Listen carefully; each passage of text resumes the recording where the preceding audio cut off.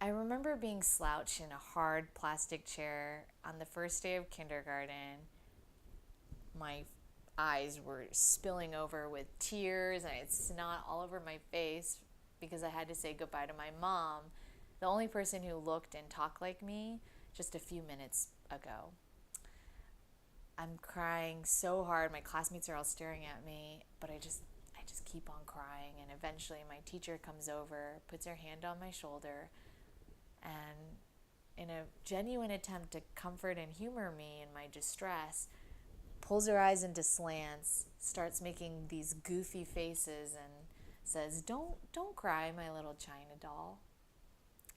And I remember just staring at her, feeling so stung and confused and alone. And I did what most 5-year-olds and 30-year-olds do. I looked for my mom. I saw her face at the window. I remember making eye contact. Her eyes were glued on me. Like, I'm going to scream the loudest scream of my life. But my scream got caught in my throat because when I looked at my mom, I saw that she was crying. And she was crying with me and she was crying for me, looking into a system that she didn't have the language or the power to step into.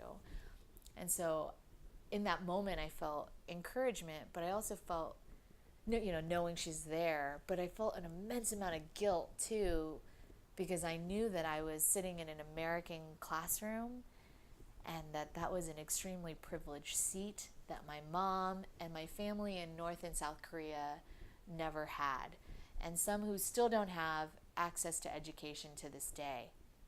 So in that kindergarten classroom, I learned English and how to translate my parents' taxes and letters from employers. And eventually, as an adult, I learned about Montessori education. And it really showed me the unity in humans and the unity in the universe, how interconnected we really are.